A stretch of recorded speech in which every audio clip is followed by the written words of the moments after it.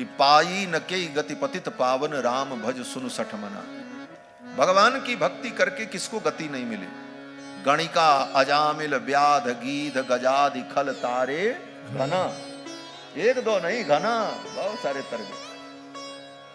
आभीर जवन किरात खस स्वपचादि अति अघर उपजे। मानो श्रीमद् भागवत के इसी श्लोक का अनुवाद कर रहे हैं गोस्वामी जी।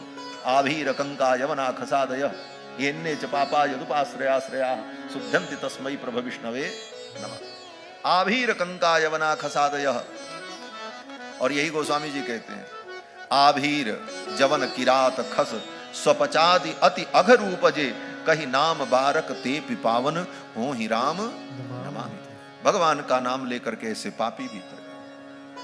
श्री सुखदेव जी ने भगवान की बड़ी सुंदर स्तुति की और फिर वर्णन करते हुए सुखदेव जी सर्वप्रथम भगवान के अवतार का संक्षिप्त वर्णन सुनाते हैं। देवर्षि नारद और ब्रह्मा का संवाद।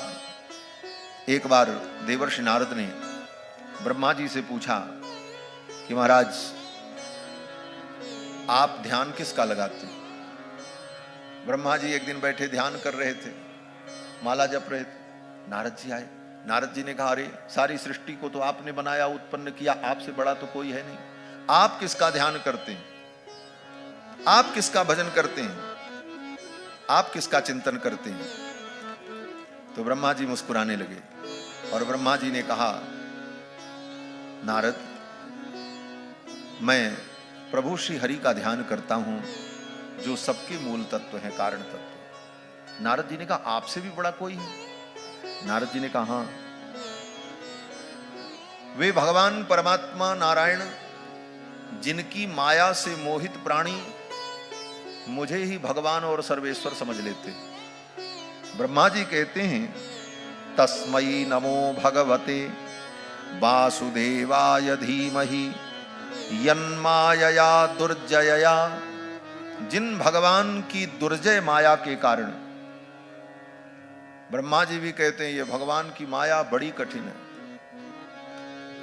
दुर्जयया माया माम ब्रुवंति जगत गुरुम।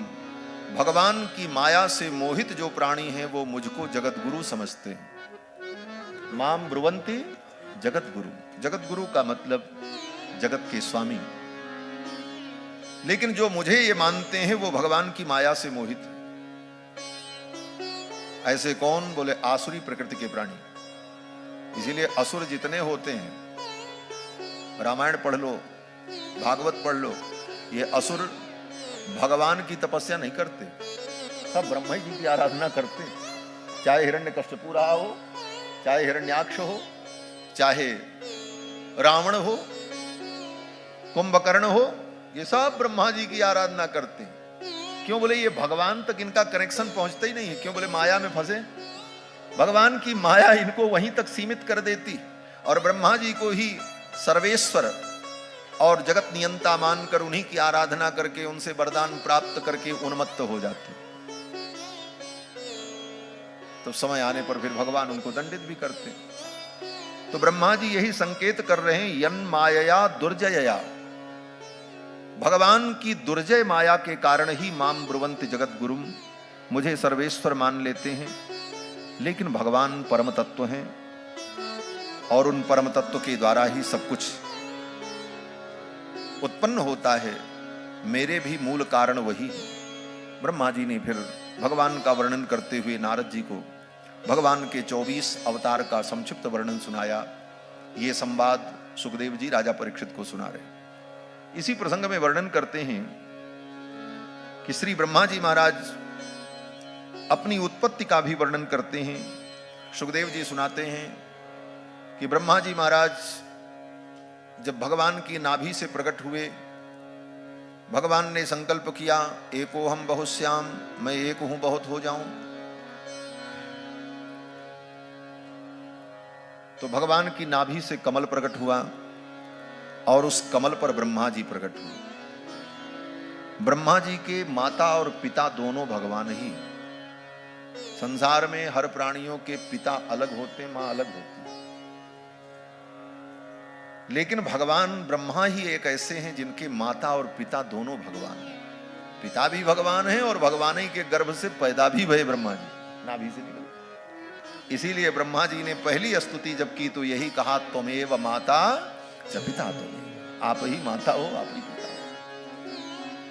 ब्रह्मा जी जब नाभि कमल पर प्रकट हुए तो ब्रह्मा जी ने विचार किया कि मेरी उत्पत्ति कहां से हुई, पहले मैं ये जानूं।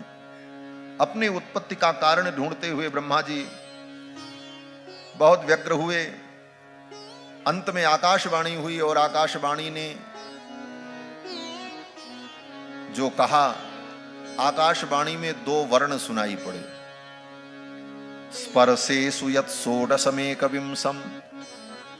स्पर्श वर्णों में 16वां और 21वां वर्ण सुनाई पड़ा। स्पर्श वर्ण क्या है?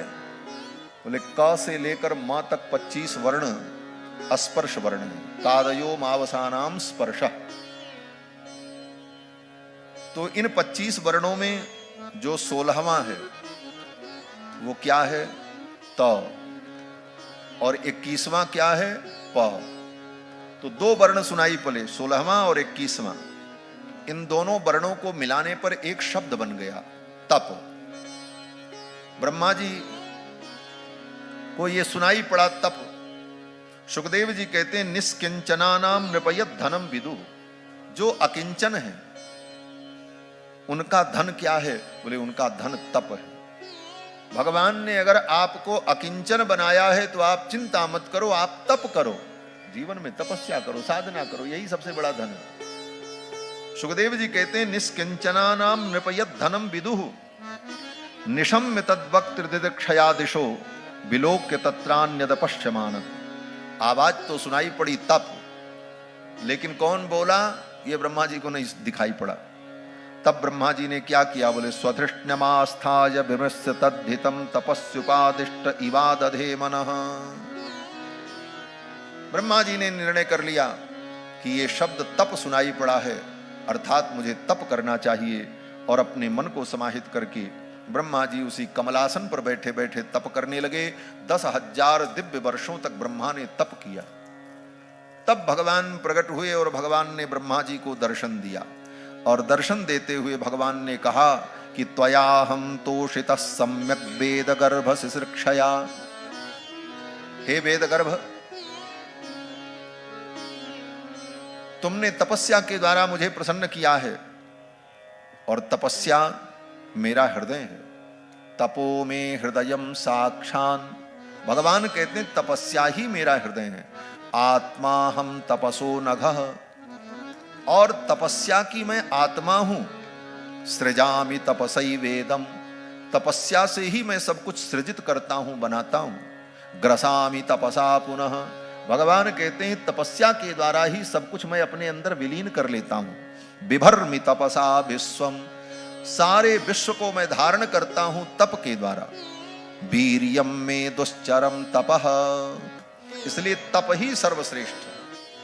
तप से सब कुछ संभव है, तप से कुछ भी असंभव नहीं है।